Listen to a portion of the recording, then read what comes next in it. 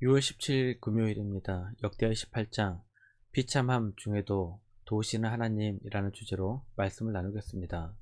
먼저 기도로 시작하신 후 성경을 읽기 바랍니다. 꾸준한 영성훈련은 당신의 인생을 변화시킵니다. 말씀 다 묵상하셨습니까? 첫 번째, 남왕국 제11대 왕 아하스 1절입니다. 아하스가 왕에 오를 때 나이가 20세라 예루살렘에서 16년 동안 다스렸으나 그의 조상 다윗과 같지 아니하여 여호와 보시기에 정직하게 행하지 아니하고 아하스의 아버지 요담도 할아버지 우시아도 하나님 보시기에 정직한 왕이었습니다. 하지만 아하스는 완전히 반대로 죄악의 길로 걸었습니다.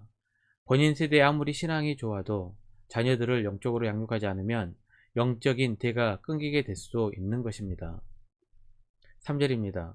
또 흰놈의 아들 골짜기에서 분양하고 여호와께서 이스라엘 자손 앞에서 쫓아내신 이방 사람들의 가증한 일을 본받아 그의 자녀들을 불사르고 남유다의 왕이면서도 다윗 왕의 길이 아닌 이스라엘의 악한 왕들의 길로 행했다고 평가하고 있습니다. 더군다나 자신의 아들을 몰렉신에게 불에 태워 제물로 바치는 악한 일을 행했습니다. 신명기 18장 10절에서 12절입니다. 그의 아들이나 딸을 불 가운데로 지나게 하는 자나 점쟁이나 길흉을 말하는 자나 요술하는 자나 무당이나 진언자나 신접자나 박수나 초혼자를 너희 가운데에 용납하지 말라. 이런 일을 행하는 모든 자를 여호와께서 가증히 여기시나니 이런 가증한 일로 말미암아 내 하나님 여호와께서 그들을 내 앞에서 쫓아내시느니라. 하나님께서 신명기에서 금지한 명령을 어기고 가증한 일을 벌인 것입니다. 이로 인해 남유다도 이스라엘처럼 우상숭배 나라로 변질됩니다. 죄는 매우 강력합니다. 한번 뿌리를 내리면 끊어버리기가 몹시 어렵습니다. 아하스 왕을 기준으로 위로 10대 왕 중 6명의 왕은 하나님 보시기에 정직한 왕이었습니다. 그래도 60점 이상은 했다는 것입니다. 그런데 아하스 왕을 포함해서 아래로 9명의 왕들 중 선한 왕은 2명밖에 나오지 않습니다. 11대에서 19대 마지막 왕까지 점수는 30점도 되지 않은 것입니다. 아하스 왕에서 시작된 우상숭배의 죄로 인해 남유다도 죄의 길에서 벗어나기 힘든 나라가 되었다는 것을 알 수 있습니다.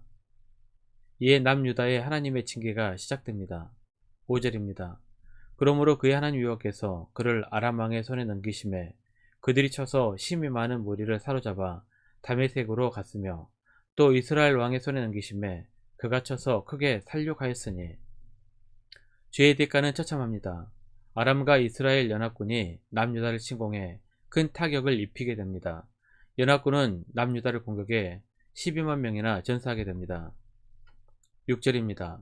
이는 그의 조상들의 하나님 여호와를 버렸음이라.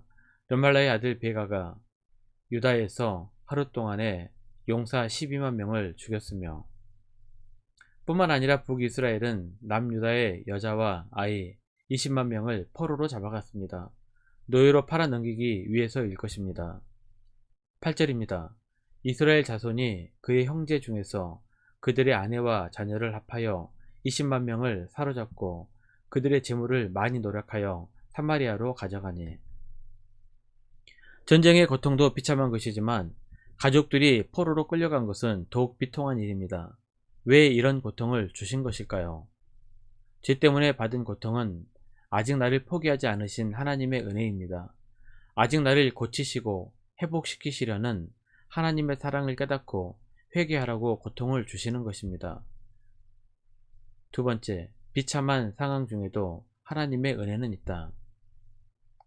비참한 상황 속에서도 베푸시는 하나님의 은혜가 있었습니다. 9절입니다. 그곳에 여호와의 선지자가 있는데 이름은 오뎃이라.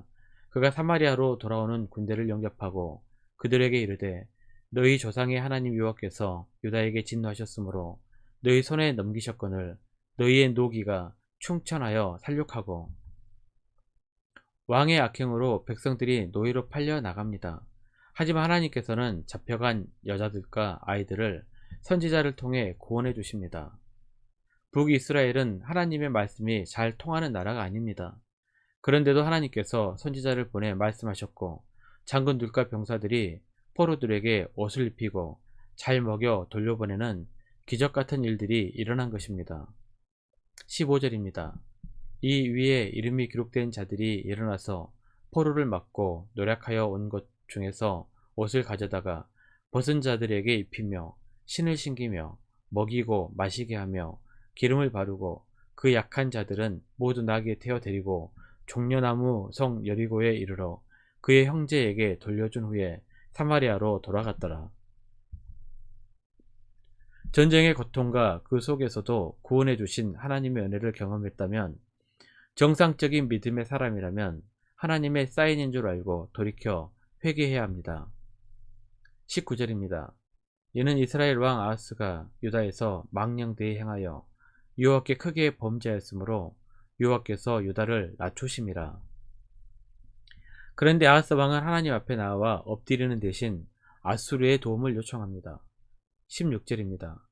그때 아하스 왕이 아수르 왕에게 사람을 보내어 도와주기를 구하였으니. 세상은 자신의 이익을 위해 움직입니다. 이익이 되지 않으면 돕지 않습니다. 오히려 더 큰 이익을 챙기려고 하는 것이 세상의 논리입니다. 아수르 왕도 도와주기는커녕 자기 이익만 챙깁니다. 21절입니다. 아하스가 여호와의 전과 왕궁과 반백들의 집에서 재물을 가져다가 아수르 왕에게 주었으나 그에게 유익이 없었더라. 아하스는 친아수르 정책을 펴면서 다시 한번 범죄하게 됩니다. 하나님의 성전의 은금을 아수르 왕에게 예물로 보낸 것입니다. 하나님께 구별된 것은 왕이라도 손댈 수 있는 것이 아닙니다. 23절입니다. 자기를 친 다메섹 신에게 제사하여 이르되 아람 왕들의 신들이 그들을 도왔으니 나도 그 신에게 제사하여 나를 돕게 하리라 하였으나 그 신이 아하스와 온 이스라엘을 망하게 하였더라. 아스르 왕은 아람을 쳐부수고 아람의 다메섹에 머물고 있을 때 아하스 왕은 아스르 왕을 만나러 갑니다. 거기서 아수르의 제단을 보고 감탄을 하며 이스라엘에서도 똑같이 만들라고 제사장에게 도면을 보내 만들게 합니다.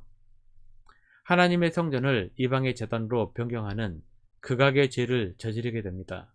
나중에는 하나님의 성전을 폐쇄하기에 이르게 됩니다. 24절입니다. 아하스가 하나님의 전의 기구들을 모아 하나님의 전의 기구들을 부수고 또 여호와의 전문들을 닫고 예루살렘 구석마다 제단을 쌓고, 이러한 방식으로 혼합 종교를 만들어버린 아하스에게 하나님은 진노하십니다. 25절입니다. 유다 각 성읍에 산당을 세워 다른 신에게 분향하여 그의 조상들이 하나님 여호와를 진노하게 하였더라. 아하스의 끝은 하나님의 진노하심으로 맺게 됩니다. 얼마나 불행한 인생입니까? 다윗도 실수는 많이 했지만 마지막은 아름답게 끝을 맺습니다. 말씀 요약합니다. 첫 번째, 부모의 좋은 신앙이 자녀의 신앙을 대신해 주지 않습니다. 아하스가 그러한 예입니다. 두 번째, 실수할 수도 있습니다. 하지만 회개하고 돌이켜 끝을 잘 맺을 수 있는 다윗과 같은 성도들이 되시기를 기도합니다. 1년 성경 읽도 주간 계획입니다. 오늘 금요일 시편 72편에서 74편까지 말씀을 천천히 묵상하십시오. 6월 중보기도 제목입니다. 5가지 기도 제목을 놓고 충분히 기도하시고 교회와 개인 기도의 시간을 가지시길 바랍니다. 가정에서 기도하시기 힘드신 분들은 교회 나오셔서 주중 기도의 시간을 이용하시면 됩니다. 주중 기도회는 새벽 6시부터 밤 10시까지입니다. 하루 30분씩 최선을 다하시기 바랍니다. 그러면 여러분의 삶이 변화될 것입니다.